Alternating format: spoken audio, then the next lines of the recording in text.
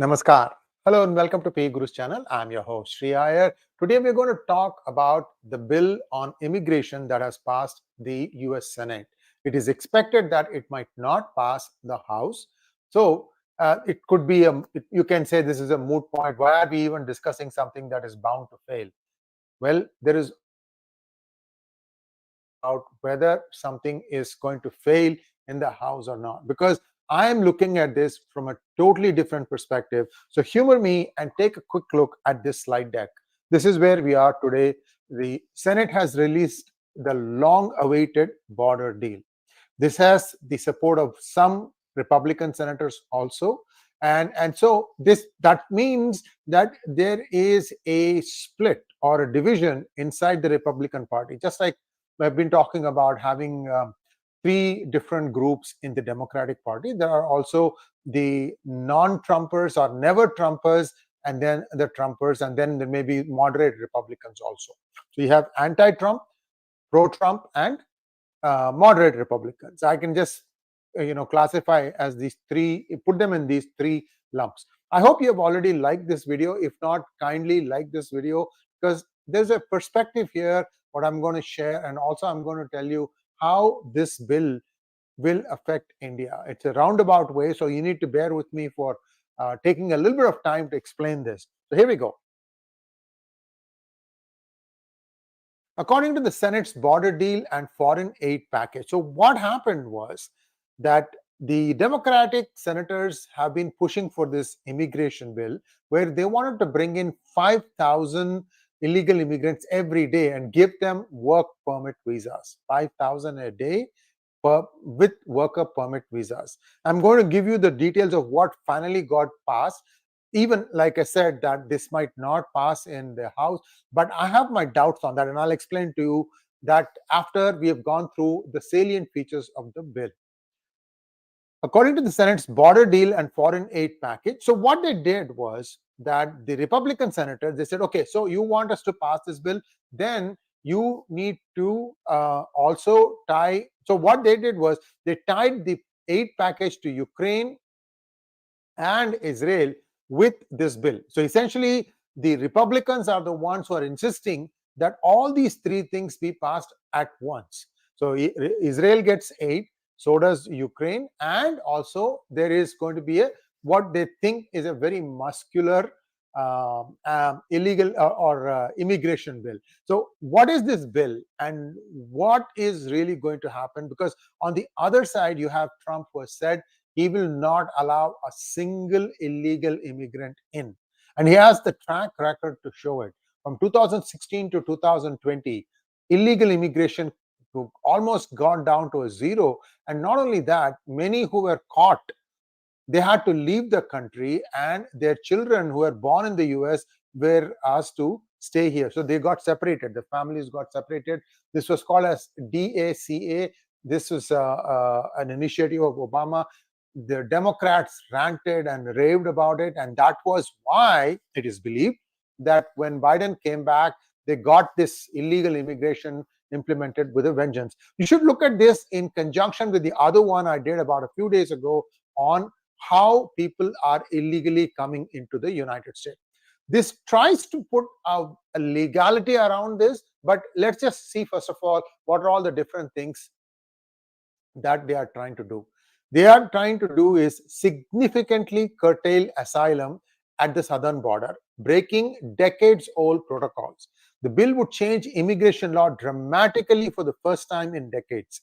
The package paves the way for a key vote in the chamber this week, in which the legislation is at the risk of failing, and if it does pass, setting up a clash with the House. So we'll get the latest on what happened in Senate. I thought it had already passed, but looks like it is being debated still in the Senate, because I just saw a latest update before I came on live. This is still being passed. So let us say that these are the salient features of the bill. Now, the Republican leader of the House in Congress, that is Mike Johnson, has said that this legislation is dead on arrival, and saying that this is not going to be something that he's going to touch. He's a staunch Trumper, okay? He's a staunch pro-Trump person. Now, there are people inside the GOP, that is the Grand Old Party or the Republican Party, and there are many people in the Congress today, elected congressmen and women, who don't like Trump. And the Republicans are in a wafer thin majority. If there is a coup that ever would be attempted by the Democrats, this would be the point. So I am thinking that there could be a surprise. We have to wait and see when this bill, gets debated in the Congress, because in order to stop this, Mike Johnson would have to ensure every Republican gets on board and votes along the party vote. If they switch, if they break ranks and vote with the Democrats, then this bill will get passed in the Congress, and Biden will sign it with a flourish, in a blink of an eye. So that could be a problem. So let us wait and see how that goes.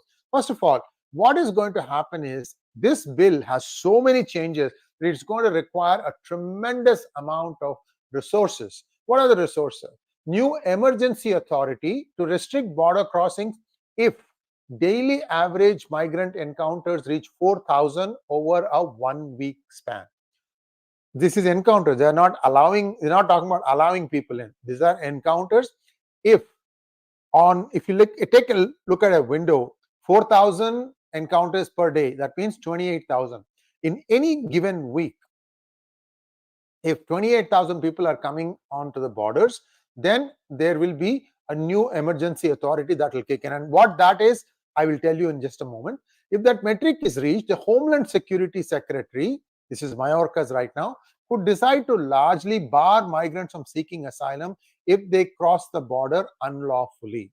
So first of all, there's a limit, 28,000 per week. Okay, and that is the legal crossing. Unlawfully, nobody can cross. And they can try and insist on this. If the migrant crossings increase above 5,000 on average per day, so instead of 4,000 per day over a week, if it is 5,000 on average per day, the DHS is required to use the authority. That means, so 4,000 a day, 7 days they are waiting before they crack down. If it is 5,000 a day, immediately the rules kick in. That means they are trying to limit the crossings to 5,000 a day. So this begs the question, what exactly did the Republicans get in all this? That's exactly what the Democrats wanted, 5,000 people a day. So what if you try to put some restrictions in and around it? They will find illegal ways to come in. Anyway, that's just my 2 cents. And there's an upper limit also, trigger. If it reaches 8,500 in one day, the department is required to trigger the authority. However, the federal government is limited in how long it can use the authority. Okay. Now, this is the other interesting part. In the first year, the government can use this for 270 days. In the second year, 225 days. And in the third year, 180 days. By the time the third year comes along, it is only once in 2 days. In other words, if it did by June, if it has exhausted it, the second half, they can't stop anyone. So this is ludicrous the way this has been done. So after 3 years, the thing says it sunsets. That means that there will be no more of any of these provisions after 3 years. That is, I'm not a lawyer, but this is how I read it. Sunset usually means sunset, right? It's done. Codifies a policy that requires the government to process at least 1,400 asylum applications at ports of entry when the emergency authority is triggered. 1,400 a day. Now, most of the illegal immigration comes into the United States along 3 states: Texas, Arizona, and California. And all these states have land borders, and there's a massive amount of illegal immigration that also comes in. So this is going to be that means they are going to be monitoring centrally how many people are coming through, how many people are being let in, and there is also more standards for passing the initial screening for asylum, making it potentially more difficult for asylum seekers to pass. But remember, I told you, our good old member of parliament, what's his name? Simranjit Singh Mann. He takes 35,000 to 70,000 rupees and he'll give a letter saying that this person is being persecuted for his religious beliefs. That's all the spending there is. And then after that, of course, they have to pay the money for the coyote to cross the US border, or at least to get to that point. There are many other steps involved. So people who are now trying to seek asylum, they are somehow thinking that there is a pot of gold at the end of the rainbow in the United States, and that once they get here, life is going to be great. Well, I have some reality checks. This will not be in today's episode, but I will be adding that in a later episode. So stay tuned on that. The the asylum processing timeline is set from years, which is what it is today, to 6 months. So how does that happen? What they are doing is they are not allowing this processing to go through the immigration court system, which is what it is today. You have to get in front of a judge. So it is taking about 3 years now.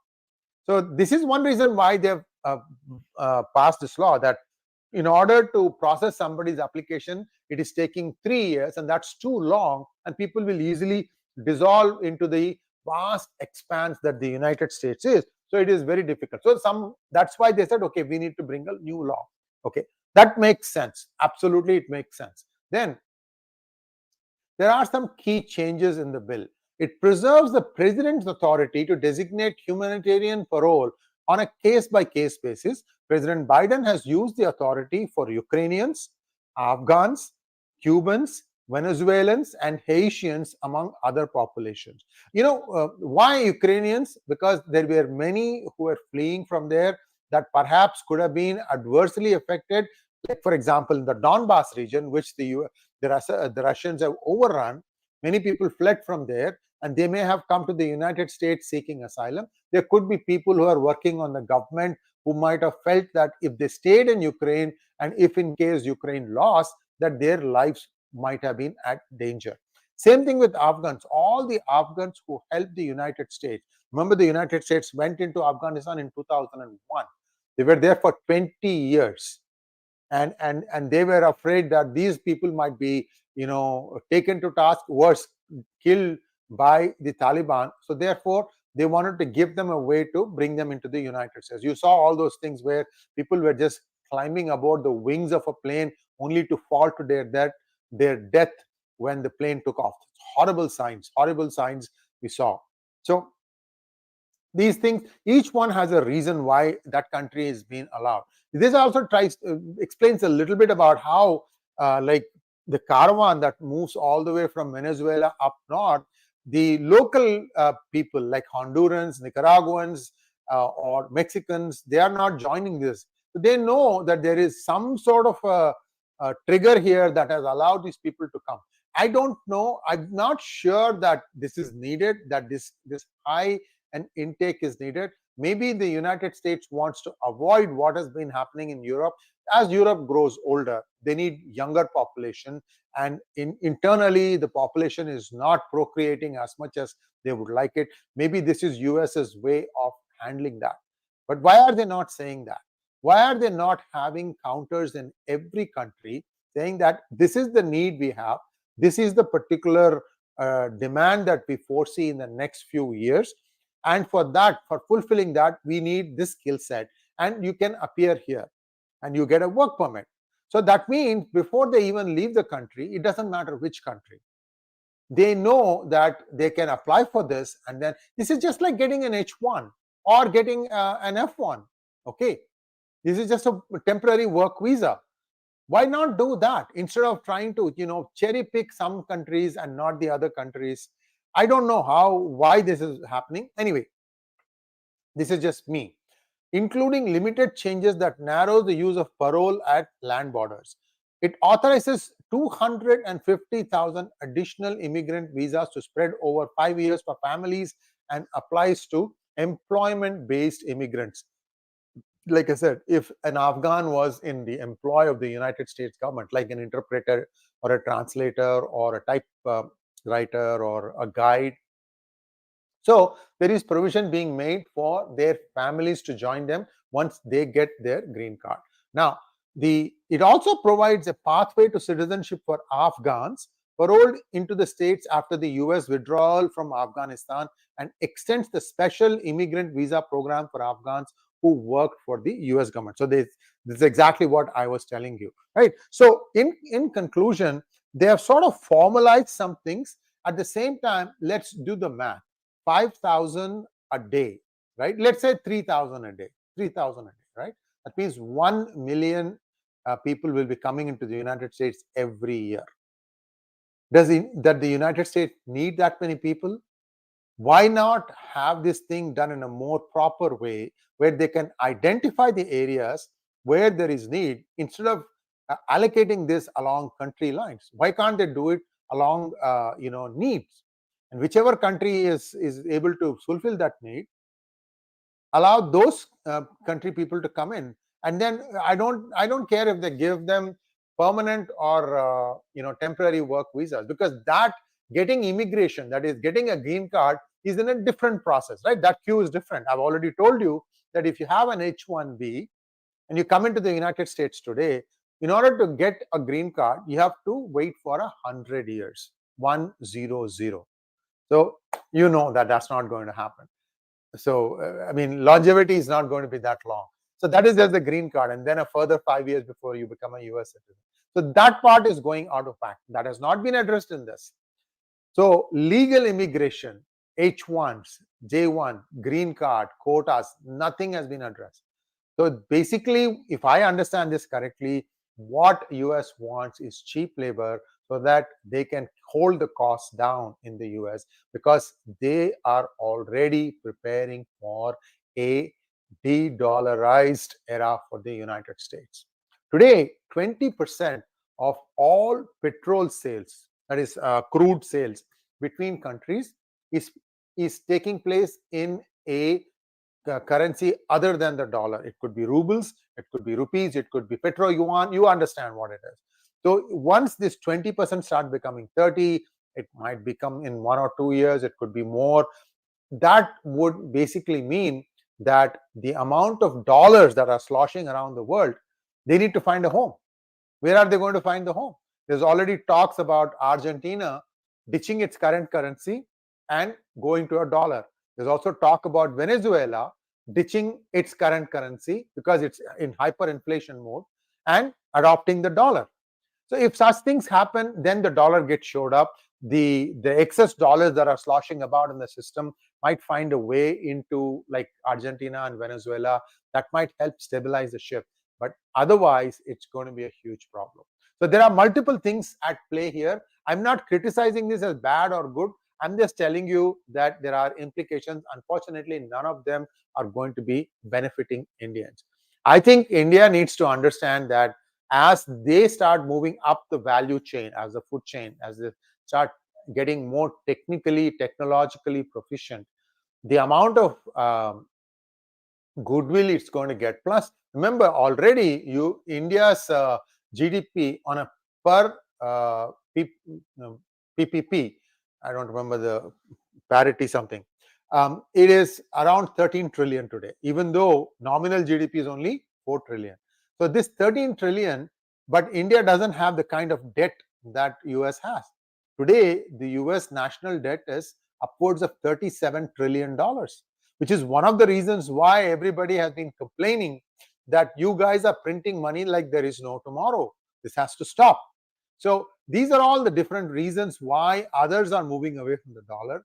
And the dollar is going to get orphaned outside of the United States. It needs to find a home.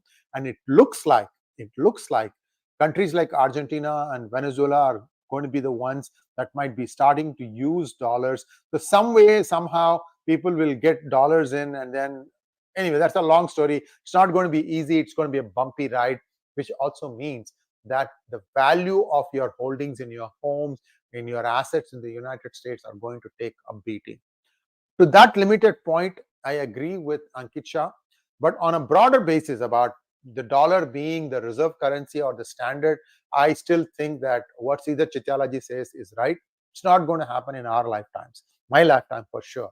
Thanks for watching. I don't know if you have any questions. No, we don't have any questions. There's a question about Rajagopal-ji. Rajagopal-ji's son got married, and he is actually a little bit busy, but I'm hoping to today is Tuesday there. I think it's either Wednesday or Thursday India time. There's going to be a live show with 𝗤𝗤𝗄𝗻. My promise. It's already set. We just moved it a little bit out. So that will be happening. So I will not disappoint you guys. He is here. So I think that's all we have for today. Thanks for watching. Please like, share, and subscribe to our channel.